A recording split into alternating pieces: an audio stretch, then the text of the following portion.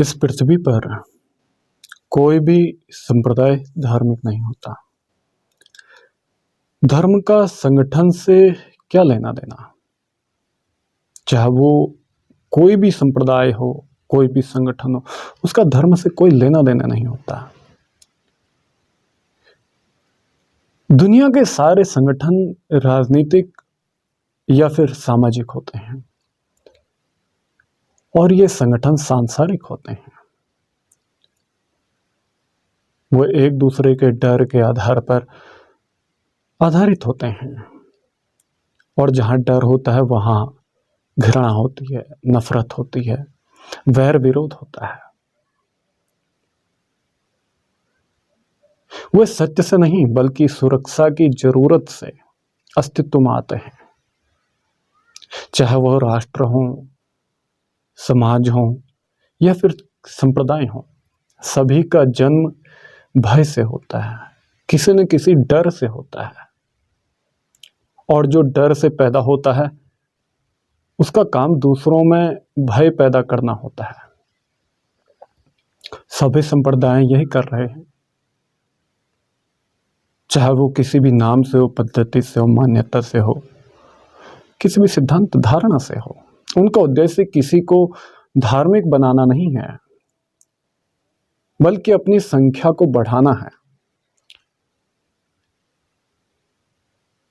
जैसे कि आप देखते हैं, ईसाईयत इस पृथ्वी का सबसे बड़ा धार्मिक समूह माना जाता है। ईसाई पादरियों का मानना है कि अगर उनकी आबादी सबसे ज्यादा होगी पृथ्वी पर तो सबसे ज्यादा शक्तिशाली होंगे, सबसे बड़े धार्मिक होंगे। जबकि ऐसा नहीं है। मुझे आज तक किसी चर्च के पादरी में धार्मिकता नहीं दिखाई दी, उनमें राजनीति दिखाई दी है। एक ऐसी राजनीति जो धर्म के नाम पर है, मान्यता के नाम पर है, धारणा सिद्धांत के नाम पर है, राष्ट्र के नाम पर है, ईसाईयत के नाम पर है। जो जीसस के नाम पर राजनीति तो करते हैं लेकिन कभी जीसस को समझ ना सके। खुद ईसाईयत, इन पादरियों ने, चर्च के पादरियों ने ईसाईयत को 20 अलग अलग टुकड़ों में तोड़ दिया। उनमें 3 बड़े समूह हैं, प्रोटेस्टेंट ईसाई हैं, ऑर्थोडॉक्स हैं और कैथोलिक हैं। क्योंकि इन लोगों ने दूसरे लोगों को धार्मिकता की तरफ जाने को कभी बताया नहीं। धार्मिकता क्योंकि ये खुद नहीं जानते। इन्होंने लोगों को कैथोलिक ईसाई बनाया, ऑर्थोडॉक्स ईसाई बनाया या फिर प्रोटेस्टेंट ईसाई बनाया। आज भारत के ऐसे कई राज्य हैं जिनमें खास तौर पर पंजाब के बारे में मैं बात करता हूं। वहां पर इनकी ऐसी भीड़ पैदा हो रही है, वो भीड़ कोई पागलपन से ज्यादा मुझे मालूम न पड़ेगी।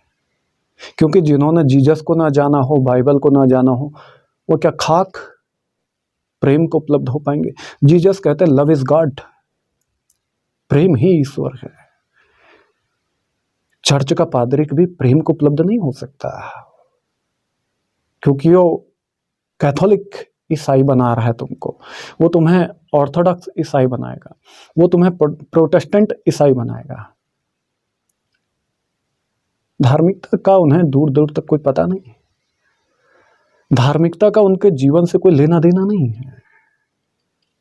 उनके जीवन में तुम्हें प्रेम ना दिखेगा, वहां चालबाजियां, राजनीति और कूटनीति दिखाई पड़ती है।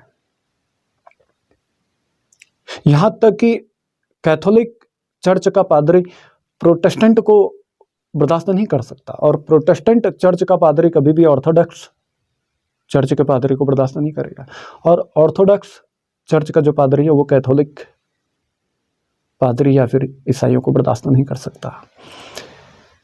उन्होंने जीसस को भी अलग अलग तरीके से बांट रखा है, टुकड़े टुकड़े में बांट रखा है, अपनी अपनी मान्यता के हिसाब पर, अपने अपने धारणा सिद्धांत के हिसाब पर। उनका समझना यह है कि जितनी ज्यादा ईसाइयों की आबादी होगी उतना ज़्यादा पृथ्वी धार्मिक होगी, बल्कि ऐसा कभी नहीं होगा। हकीकत तो ये रही कि इन लोगों ने इस पृथ्वी पर सबसे ज़्यादा खून खराबा किया, सबसे ज़्यादा हत्याएं की हैं धर्म के नाम पर। बाइबल के नाम पर जितनी हत्याएं इस दुनिया में आज तक, इतनी हत्याएं किसी दूसरी किताब के नाम पर नहीं हो पाई। ये तुम्हें बीमार कर रहे हैं, रुग्ण कर रहे हैं, तुम्हें अपाहिज बना रहे हैं, मानसिक तौर पर, धार्मिकता के नाम पर तुम्हें अपंग बना देते हैं ये लोग। और तुम्हें लगता है तुम धार्मिक बन गए। बाइबल पढ़ लेने से क्या तुम क्राइस्ट को उपलब्ध हो पाओगे? क्या बाइबल पढ़ लेने से क्या तुम ईश्वर को जान पाओगे, प्रेम को उपलब्ध हो पाओगे? कभी ना हो पाओगे, क्योंकि तुम्हारे जीवन में जिसे प्रेम कहते हैं वो एक व्यापार है। चर्च का पादरी कभी हिंदू, मुसलमान, यहूदी, सिख, जैन और बुद्ध दूसरे लोगों को बर्दाश्त नहीं कर सकता, यहां तक कि नास्तिकों को भी बर्दाश्त नहीं कर सकता। ये चर्च के पादरी बहुत धार्मिक मालूम पड़ते हैं दिखने में, लेकिन ये धार्मिकता के नाम पर एक ऐसी राजनीति चलते हैं कि जिसके बारे में तुम कभी कल्पना ना कर पाओगे। ये तुम्हें अलग अलग सिद्धांतों, धारणाओं के नाम पर तोड़ तोड़ कर बिखेर देंगे। जैसे किसी फूल को उठाया, उसको बिखेर दिया हो, तोड़ तोड़ कर फैला दिया और कह दिया कि हमने फूल को बिछा दिया जमीन पर। क्या सच में तुमने फूल बिछाए? नहीं, ये किसी अज्ञानता से ज्यादा नहीं, ये बीमारियां हैं। बीमार व्यक्ति ही ऐसे काम कर सकता है। जो जीसस को जानता हो, जो जीसस को गले लगाने वाला व्यक्ति हो, जो प्रेम को उपलब्ध व्यक्ति हो। जीसस कहता है लव इज गॉड। जो प्रेम को उपलब्ध हो जाए, क्या वो तुम्हें अलग अलग टुकड़ों में तोड़ने की बात करेगा? परिवर्तन का मतलब क्या है? ये तुम्हें तुम्हारा धर्म परिवर्तन करते हैं। धर्म परिवर्तन का मतलब क्या है? धर्म का सीधा सीधा अगर छोटे शब्दों में अर्थ किया जाए, जिस चीज को हम धारण करते हैं उसे धर्म कहा जाता है। लेकिन धारण जो करना है वो क्या है, उसे थोड़ा समझना होगा। आपने तो अपनी मान्यताएं भी धारण कर रखी है। एक ने सिखों की मान्यता पकड़ी है, एक ने हिंदुओं की, एक ने मुसलमानों की, एक ने ईसाइयों की, एक ने यहूदी, पारसी, जैन, बुद्ध की, एक ने नास्तिकों की धारणा पकड़ी हुई है। सिद्धांत, उनकी मान्यताएं, उनकी कल्पना, उनकी अवधारणाएं जितनी भी हैं वो सब अलग अलग हैं। सभी ने अपनी अपनी पकड़ रखी, उनको भी धारण किया। क्या ये धर्म है? बिल्कुल नहीं। इनका धर्म से कोई लेना देना नहीं है। ये अलग अलग दुकानदारियां हैं। धर्म का मतलब है जो आप हैं आप वही हो जाए, जिसमें किसी भी प्रकार का कोई भेदभाव ना हो पाए। आपको जो भी दिखे वो स्वयं में प्रतीत महसूस हो। प्रेम प्रेम आपके चारों तरफ खिल पड़े, ऐसी सुगंध आप बिखेरने लग जाए। आप उस तरफ यानी कि स्वयं की तरफ, सर्वत्र से स्वयं और स्वयं से सर्वत्र की ओर की जो यात्रा है वो धार्मिकता है। इसलिए जो ये चर्च के पादरी हैं, इनका उद्देश्य किसी को धार्मिक बनाना नहीं है, बल्कि अपनी संख्या को निरंतर बढ़ाना है, और बढ़ा रहे हैं धर्म परिवर्तन के नाम पर। धर्म परिवर्तन का मतलब क्या है? एक पागल खाने से दूसरे पागल खाने में चले जाना, क्या यह धर्म परिवर्तन है? क्या कोई परिवर्तन आया आपके जीवन में?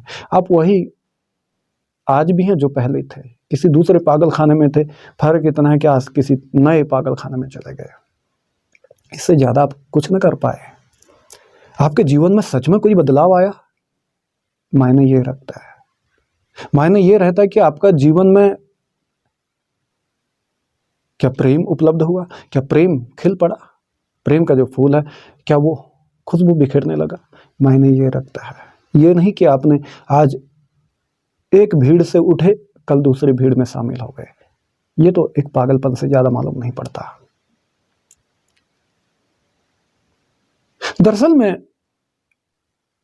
इनका जो मेन उद्देश्य है वो यही है, प्रमुख उद्देश्य कि अपनी आबादी बढ़ा दो, जनसंख्या बढ़ा दो, क्योंकि संख्या शक्ति है और सुरक्षा का आश्वासन है। संख्या आत्मरक्षा के लिए भी है और आक्रमण करने की क्षमता प्रदान करने के लिए भी। संप्रदाय हमेशा से ही यही करता है वो आज भी यही कह रहे हैं कि और आगे हम बढ़ाएंगे, यही करते रहेंगे। आबादियों पर आबादियां बढ़ाने का उनका प्रावधान है। कभी भी इन अलग अलग मान्यता के नाम पर जो बने हुए संप्रदाय हैं, इन्होंने मनुष्य को कभी धर्म से नहीं जोड़ा। इन्होंने धर्म संप्रदायों से जोड़ा, धर्म संगठनों से जोड़ा, अलग अलग ग्रुप में इनको डिवाइड कर दिया। मनुष्य को इन्होंने हमेशा टुकड़े टुकड़े में विभाजित कर दिया, देश के नाम पर, धर्म के नाम पर, संप्रदाय के नाम पर, मान्यताओं, धारणाओं और सिद्धांतों के नाम पर। कभी इन्होंने मनुष्य को धर्म से जोड़ा नहीं, क्योंकि धार्मिकता ये जानते ही नहीं है। इनके पास तो व्यापार ही व्यापार है, कूड़ा कचरा, इससे ज्यादा कुछ नहीं है। जबकि इन्होंने हकीकत में तो धर्म से आपको कहीं कोसों दूर कर दिया, क्योंकि आपको धर्म का पता ही नहीं। जिससे आप कह रहे हैं ये ईसाई धर्म है, ये सिख धर्म है, ये हिंदू धर्म है, मुसलमान है, ये बुद्ध है, ये जैन है, ये पारसी है, क्या सच में ये कोई धर्म है? अगर ये सारे धर्म हैं तो पूरी पृथ्वी आज इतनी अधार्मिक कैसे मालूम पड़ती है? खून खराबा, इतनी हत्याएं क्यों होती है? बलात्कार क्यों होते हैं? इस पृथ्वी पर बलात्कार नहीं होने चाहिए थे, इतने युद्ध नहीं होने चाहिए थे, अगर ये सारे धर्म हैं तो। इसका मतलब धर्म कुछ और है और इन्होंने धर्म की आड़ में कुछ और आपको बना दिया। आपको अलग अलग मुखौटे दे दिए, एक ने तुम्हें कैथोलिक मुखौटा दे दिया, एक ने तुम्हें प्रोटेस्टेंट मुखौटा दे दिया, एक ने तुम्हें ऑर्थोडॉक्स मुखौटा दे दिया। ये तीन मान्यताएं सभी में चलती हैं।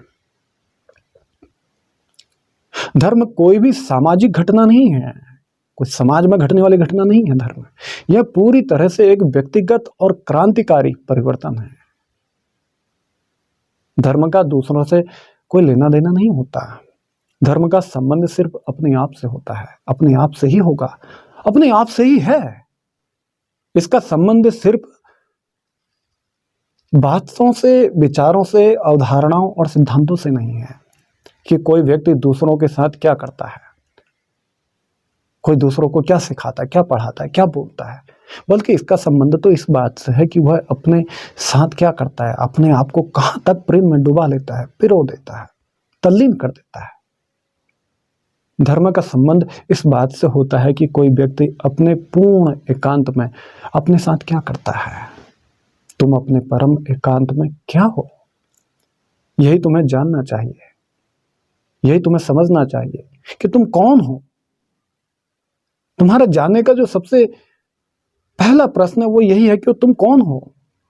तुम अपने को हिंदू समझ बैठे हो, मुसलमान समझ बैठे हो, सिख समझ बैठे हो, आस्तिक नास्तिक समझ बैठे हो। कोई तो कहता वो कैथोलिक ईसाई है, कोई कहता वो ऑर्थोडॉक्स ईसाई है, कोई कहता प्रोटेस्टेंट ईसाई है। तुम्हें पता ही नहीं तुम कौन हो। तुमने अलग अलग मुखौटे ओढ़ लिए, अलग अलग चादरें तुमने ओढ़ ली, अलग अलग रंग की रंग बिरंगी चादरें तुमने पकड़ ली। आज तुम कहते हो कि तुम धार्मिक हो, असल में तुम धर्म के नाम पर एक व्यापारी हो। गुमराह हो गए हैं आप। आज मानव चेतना को हुआ क्या, जो पूरी तरीके से बीमार हो चुके हैं, रुग्ण हो चुके हैं, मानसिक और सामाजिक रूप से अपाहिज और अपंगता की तरफ जा चुकी है।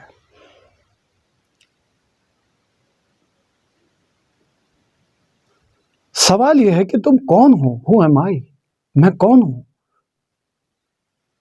यह तुम्हें पूछना था और जानना भी तुम्हें यही चाहिए। स्वयं की पहचान ही तुम्हें धर्म तक ले जाएगी। कोई दूसरे की बताई धारणाएं, सिद्धांत तुम्हें कभी धर्म की तरफ ना ले जा सके, तुम्हें धार्मिक ना बना सकेगी। तुम धर्मवाद से जुड़ जाते हो, तुम कर्म कांड से जुड़ जाते हो, रूढ़िवाद, जातिवाद, इन चीजों से जुड़ जाते हो, राष्ट्रवाद से जुड़ जाते हो।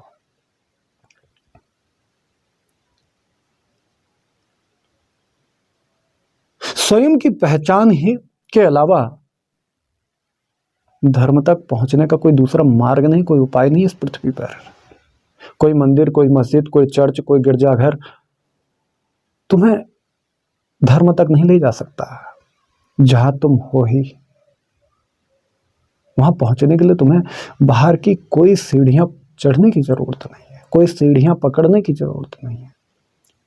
सारे के सारे पृथ्वी पर मौजूद जितने धार्मिक स्थान वो तुम्हारे बाहर हैं। मंदिर बाहर हैं, मस्जिद बाहर हैं, चर्च बाहर हैं, गुरुद्वारे बाहर हैं, गिरजाघर बाहर है। और सारे के सारे धार्मिक स्थान ये संसार के हिस्से हैं, अलग अलग हिस्से, अलग अलग पार्ट्स हैं, डिवाइडेड हैं ये सब। और उनके द्वारों से तुम स्वयं तक नहीं पहुंच सकते, उनके दरवाजों से तुम कभी अपने आप तक ना पहुंच पाओगे। उनकी दीवारों तक सीमित हो जाओगे, उनकी मान्यताओं, सिद्धांतों, धारणाओं तक सीमित हो जाओगे। जो बाहरी संसार है इसकी कोई यात्रा तीर्थ नहीं हो सकती है। तीर्थ का मतलब आपके भीतर जो स्थान है वहां है। इसलिए बाहरी यात्रा जितनी भी आप करते हैं, तुम्हें आज ये जो चर्च का पादरी तुम्हें अलग अलग तीर्थ के नाम पर तुम्हें यात्रा करवाता है, ये कभी तुम्हें धार्मिक ना बना पाएगा। मैंने कई बार इन चर्च के पादरियों को समझाने की कोशिश की, ये समझ ना पाए। मैं बाइबल पर बात कर सकता हूँ, मैं जीसस पर बात करूंगा, लेकिन कभी चर्च के पादरी पर उसका सहयोग ना दे पाऊंगा। मैं जीसस के साथ खड़ा हो सकता हूँ, जीसस के साथ मुझे खड़ा होना भी चाहिए, बड़े धार्मिक हैं, लेकिन चर्च के पादरी के साथ मैं खड़ा कैसे हूं, ये तो बड़ा बेईमान मालूम पड़ता है।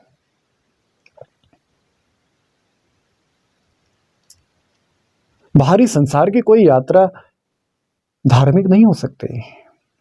वह स्थान भीतर है जहां तुम्हें धर्म का अनुभव होता है, जहां सारा का सारा रहस्य है, आनंद है, सौंदर्य है और जीवन का प्रकटीकरण होता है।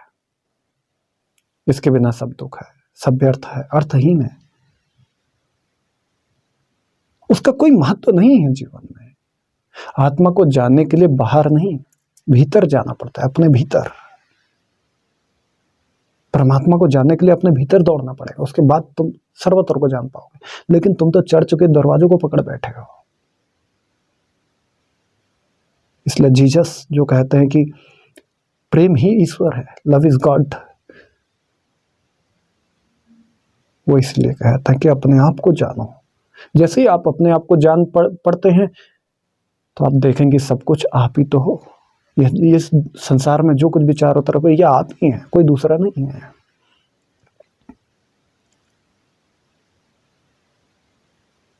आपको कभी किसी में बैर विरोध ना मालूम पड़ेगा, कोई हिंदू मुसलमान ना कर पाओगे आप, कभी सिख ईसाई ना कर पाओगे, कोई धार्मिक अधार्मिक ना कह पाओगे, कोई आस्तिक नास्तिक ना कह पाओगे। जो भी है उसको प्रेम ही प्रेम आपको नजर आ रहेगा, सब तरफ प्रेम ही प्रेम आपको दिखेगा। लेकिन मनुष्य की सारी इंद्रियां उसे बाहर की ओर ले जाते हैं, द्विज की तरफ ले जाते हैं। द्विज हमेशा दूसरे को पकड़ने की होड़ लगी है, दूसरे को कन्वर्ट करने की होड़ लगी है, दूसरे को बदलने की कुछ होड़ लगी है। ऐसा पागलपन। मनुष्य की सारी इंद्रियां उसको एक दूसरे में डुबाने पर लगी हुई हैं, क्योंकि वो सब के सब बहिर्गामी हैं। उसकी आंखें बाहर हैं, बाहर की ओर देखते हैं, उसके हाथ बाहर हैं, बाहर की ओर फैले हुए, उसके पैर बाहर हैं, बाहर की ओर चलते हैं, उसका मन बाहर की ओर प्रतिबिंबित होता है और प्रतिध्वनित होता है। इसलिए उसने भगवान की मूर्तियां और प्रतिमाएं बनाई हैं, सत्य के मंदिर बनाए ताकि उसकी आंखें भगवान को देख सके और उसके पैर सत्य की तीर्थ यात्रा कर सके। हमने यह आत्मवंचना स्वयं ही निर्मित की है। हमने अपने ही हाथों से यह जहर का प्याला पिया है, एक विष का प्याला, और हम अपना जीवन इस विष और आत्मवंचना से उत्पन्न मूर्छा में बर्बाद करते हैं और उसे व्यतीत करते हैं एक गहरी बेहोशी में। लेकिन जीसस कहता है तुम्हें कि उठो, तुम आओ, प्रेम की तरफ आओ, तभी तुम परमात्मा को जान पाओगे। लेकिन तुम्हें पादरी जो बैठा है चर्च में, चाहे वो कैथोलिक हो, प्रोटेस्टेंट हो या ऑर्थोडॉक्स हो, वो तुम्हें कहेगा नहीं नहीं, तुम कैथोलिक चर्च में आओ, तुम ऑर्थोडॉक्स चर्च में आओ, तुम प्रोटेस्टेंट चर्च में आओ, तुम देखोगे आज यूरोप और वेस्ट में चर्च खाली हो रहे हैं, लेकिन पूर्व में जो चर्च हैं वो भरे जा रहे हैं, भरे जा रहे हैं। पागलपन की कमी नहीं है। पश्चिम ने कभी भी चर्च को जानने की कोशिश न की, इसलिए वो बर्बाद हो गए। और पूर्व ने भी वही गलती दोहराई, चर्च को जानने की कोशिश ना की, वो भी पागल हुए पड़े, क्योंकि उन्होंने चर्च को अलग अलग टुकड़ों में तोड़ दिया, बांट दिया, 20 टुकड़े कर दिए। ईसाइयत ने जीसस की शिक्षाओं का टुकड़ों टुकड़ों में खंडन कर दिया, बांट दिया। और तुम्हें आज वो कहते हैं कि तुम बहुत बड़े धार्मिक हो, ईसाई धर्म महान है, जीसस महान है। जीसस महान तभी हो सकते हैं जब तुम जीसस की शिक्षाओं को अपने जीवन में उतार सको, ढाल सको, तुम्हारे जीवन में प्रेम प्रफुल्लित हो सके, तभी तुम कहे ना कि जीसस महान है। आपके पढ़ लेने से, आपके चिल्लाने से कुछ नहीं होने वाला। आप एक पागलों की भीड़ खड़ी कर सकते हैं, पागलों की भीड़ अक्सर हल्ला ही मचा सकती है, प्रेम, सौंदर्य, सुगंध ना फैला पाएगी। इसलिए मैं कहता हूं कि जीसस की तरफ आओ, मना कौन करता है? मैं जीसस के साथ हूं, मैं नानक के साथ हूं, मैं कबीर के साथ हूं, मोहम्मद के साथ हूं, बुद्ध महावीर के साथ हूं, मैं लाओत्से के साथ हूं, मैं मंसूर के साथ हो सकता हूं, लेकिन कभी मैं ईसाइयों, हिंदुओं, मुसलमानों, सिखों, जैनियों और बुद्धों की भीड़ के साथ खड़े ना हो पाऊंगा, क्योंकि उस भीड़ में हमेशा पक्षपात होता है, वहां भेदभाव है, अलग अलग तरीके से भेदभाव है, वहां प्रेम तो है ही नहीं, सत्य तो है ही नहीं। सत्य तुम्हें कभी कोई पादरी बोल ही ना पाएगा, उसकी अपनी चालबाजी है। वो चर्च के नाम पर बड़ी बड़ी फंडिंग करेगा, चर्च के नाम पर, और तुम्हें कहेगा कि प्रभु सब करने वाला है। अगर प्रभु सब करने वाला है तो फंडिंग करने की क्या जरूरत है? वो तुम्हें मानसिक गुलाम करेगा, तुम्हें शारीरिक तौर पर कमजोर बना देगा, तुम्हें लालच देगा अलग अलग तरकीबों से, चाहे वो पैसा से दे, चाहे वो पढ़ाई शिक्षा से दे, चाहे वो तुम्हारे इलाज मेडिसिन के नाम पर दे, चाहे वो ईश्वर के नाम पर दे। तुम्हें लालच दे रहा है और तुम उस लालच को सत्य मान बैठे, क्योंकि तुम अभी अंधे हो, मानसिक बीमार हो, रोगड़ा हो। इसलिए मैं कहता हूँ ईसाइयत बीमार है, और जीसस उन पूरी की पूरी ईसाइयत जो आज बीमारी है, उस बीमारी की सिर्फ एक दवाई है, उसका नाम है जीसस। इसलिए मैं कहता हूँ मैं जीसस के साथ खड़ा हूँ, मैं क्राइस्ट को गले लगाकर चलता हूँ, कभी ईसाइयों को नहीं। मैं कहता हूं कि मैं जीसस को बिल्कुल खड़े होकर गले लगा सकता हूं। इसका मतलब मैं क्या कहना चाहता हूं, आपको भी समझना।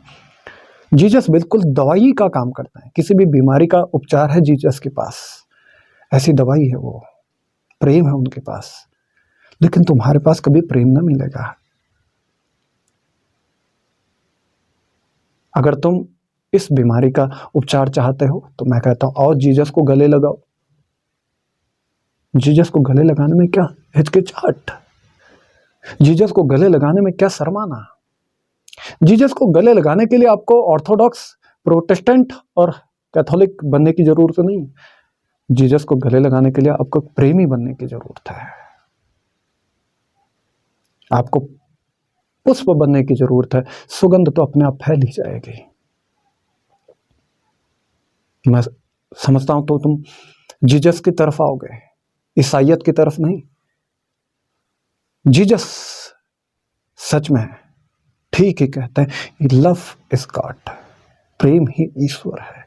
ठीक कहता है, क्योंकि प्रेम से पूरे अस्तित्व को एक किया जा सकता है, पूरे अस्तित्व को जाना जा सकता है, पूरे अस्तित्व में समाहित हुआ जा सकता है, पूरे अस्तित्व को अपने अंदर समाहित किया जा सकता है। प्रेम इतनी महान घटना है। प्रेम का मतलब ये नहीं जो तुम अपने घरों में करते हो, अपने समाज में दिखाते हो, अपने प्रेमी प्रेमिका में तुम जो व्यापारी रूप में जो प्रेम दिखाते हो, वो नहीं। प्रेम बहुत गहरी घटना है, जिस घटना में पूरा जीवन का सार छिपा हुआ है। मैं समझता हूं कि तुम जीसस के इस गॉड को समझोगे, जीसस जिस परमात्मा की बात करते तुम उसको जानोगे, उसको उपलब्ध हो जाओगे और अपने जीवन में प्रेम को उपलब्ध हो पाओगे।